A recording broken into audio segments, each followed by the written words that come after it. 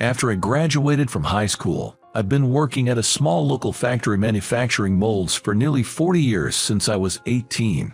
Officially, we had a 2-day off a week, but once or twice a month, I had to work on weekends too. The factory was so busy and thriving. Even though it was a small-town factory, it was responsible for supporting America's technological prowess. I was proud of that. That day was supposed to be my day off, a Saturday.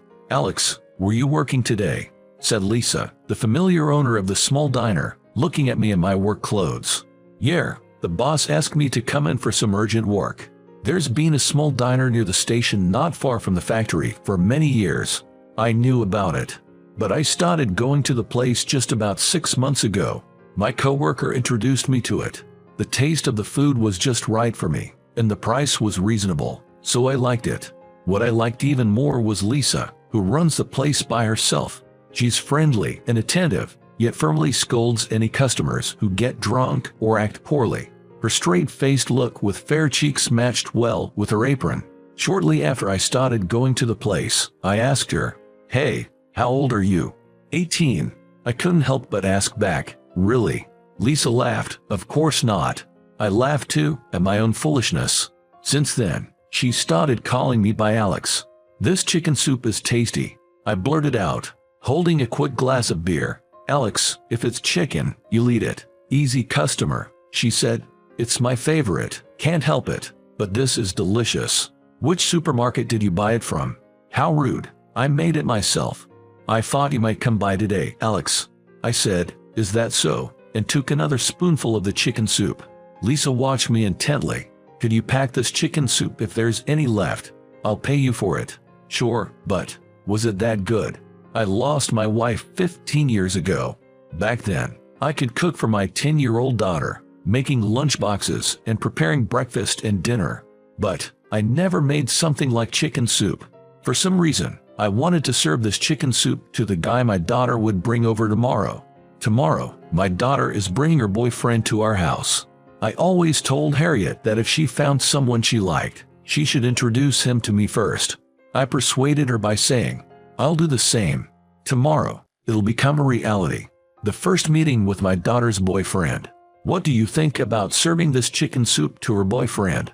Lisa, delighted, wrapped up a large quantity of chicken soup, enough for 10 servings, and handed it to me. When Harriet brought her boyfriend over, he was seated in the living room, rigid and formal.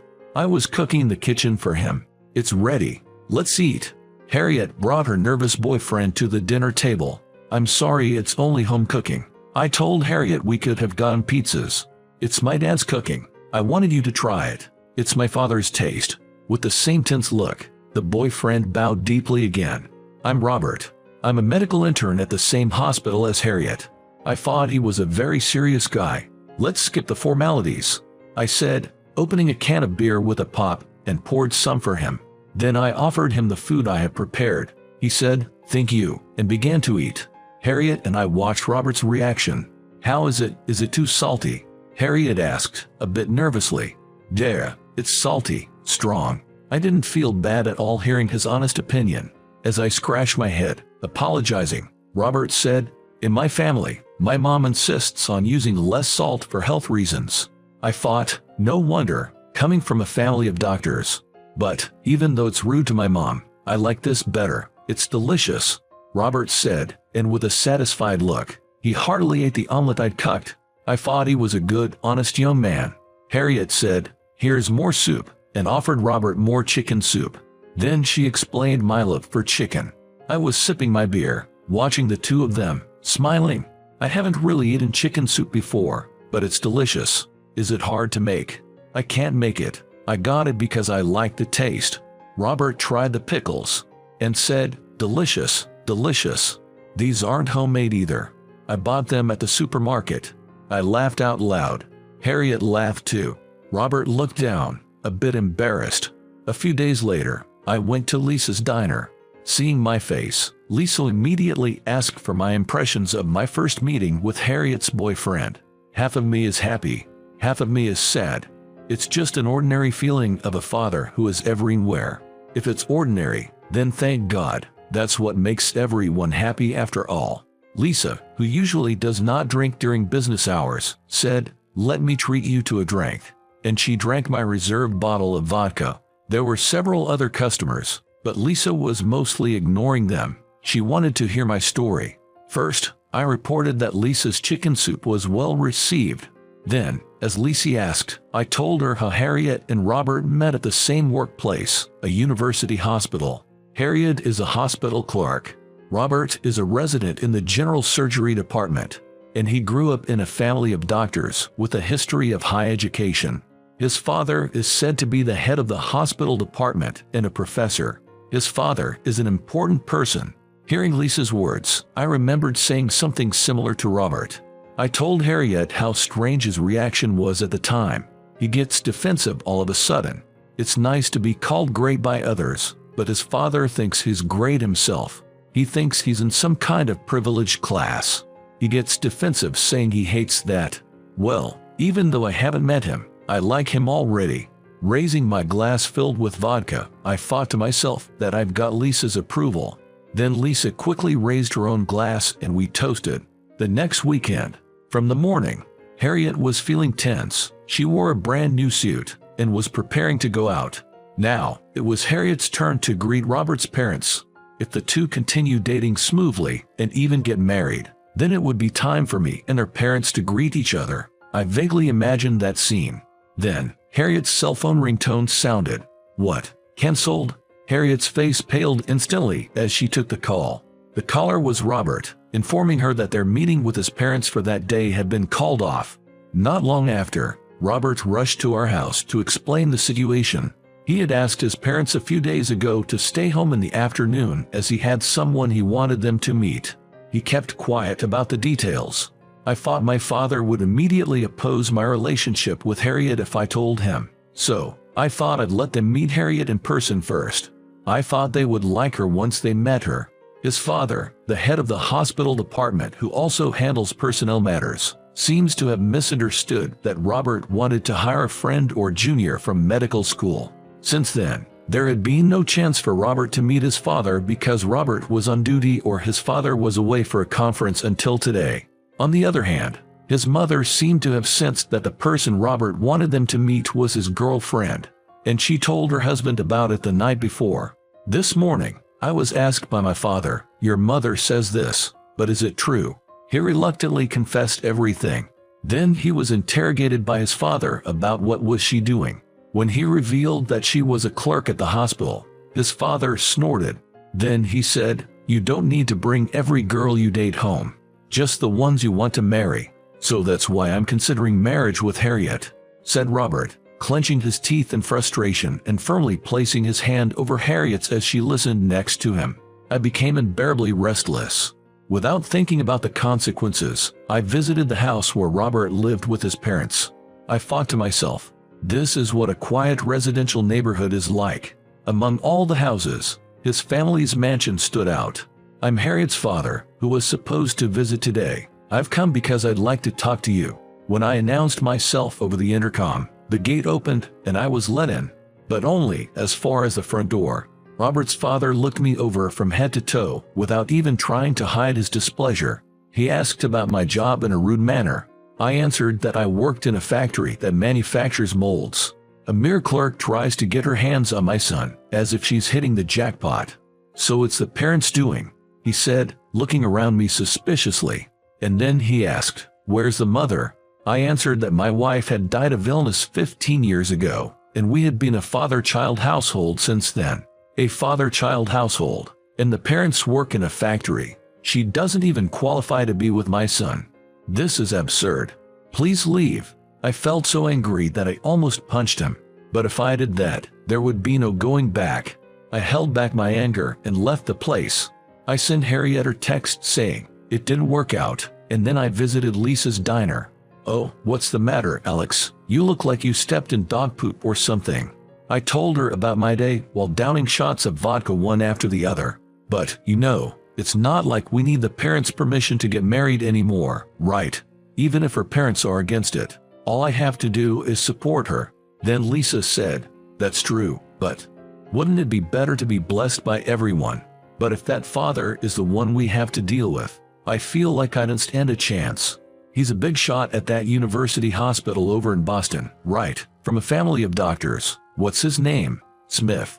The son's name is Robert, but I don't know the father's first name. When I said that, Lisa repeated the name Smith to herself and seemed to come up with an idea. Hey, set up a meeting. Lisa said, if they look down on us for being a father-child household, we can make it known that I'm about to remarry, and she would play the role of my new wife. I couldn't keep up with Lisa's sudden suggestion. Alex, I won't treat you badly. Okay, I understand. I'll do as you say. And so, through Robert, I somehow managed to arrange a second meeting with his father. Just as Lisa suggested, she accompanied me as my soon-to-be second wife to their house in Boston. Lisa and I were shown into the living room. Not a single cup of tea was offered, and the father made us wait for more than 10 minutes before showing his face. I took time out because my son insisted, but I want to make this brief. He declared it was a declaration of war. First, I explained that I was going to remarry, so it would no longer be just a father-son household. So what? That has nothing to do with us. With a hospital clerk who merely has a factory worker for a father, the family status is already different enough. He repeated the same words as before. By the way, what do you do? Part-time in a factory or something? Robert's father said in a condescending tone. I run a diner. Lisa firmly replied. A diner, you mean like a bar? Well, that's fitting for a factory worker. Robert's father spat out those words and started to leave the room. Lisa quietly called out to him. Kevin, when did you become such a person? Robert's father turned around, dumbfounded. Why, you know my name. Don't you remember? I'm Lisa Garcia, your former tutor. Kevin's eyes widened, and he stared at Lisa without moving a muscle. Ignoring Kevin's stare, Lisa began to speak to me. She was an excellent student, graduated from high school, and went on to a top university's science department. She aimed to be a researcher but gave up when her parents went bankrupt due to a failed business. She could have stayed in college with a scholarship but chose not to. My tutoring student during my freshman year in college was Kevin, right? Kevin looked away. Lisa continued. She had not only helped him with his studies but also given him plenty of advice on love. High schooler Kevin fell in love with a poor girl from a family on welfare. When his parents found out, they vehemently opposed it, saying their statuses and backgrounds were different. Kevin, back then, you were troubled, asking what is status, what is family background. You were frustrated and cried, remember? So what? I was just a naive child back then, that's all. I was just flustered, caught between the two. Well, but I must say this, just for old time's sake. Lisa said that Kevin's treatment towards Harriet and Robert was just a repetition of the treatment Kevin had received from his parents when he was in high school. Kevin didn't even flinch. Excuse me, but did you have an arranged marriage with your wife, or was it a love match? Did you like her family background? Was her social status appropriate? If that's all, your wife must be very unfortunate. At Lisa's venomous words, Kevin, who had been standing defiantly, buckled at the knees. About 2 weeks later, the stern warning Lisa gave seemed to have had an excessive effect. Harriet was invited to greet Robert's parents. I went to report to Lisa right away. Lisa was pleased and said it was good news. But hey, something's bothering me. Oh, what's that? Suppose things go smoothly from here on out and Harriet and Robert's marriage talk progresses. The parents will have a formal marriage greeting.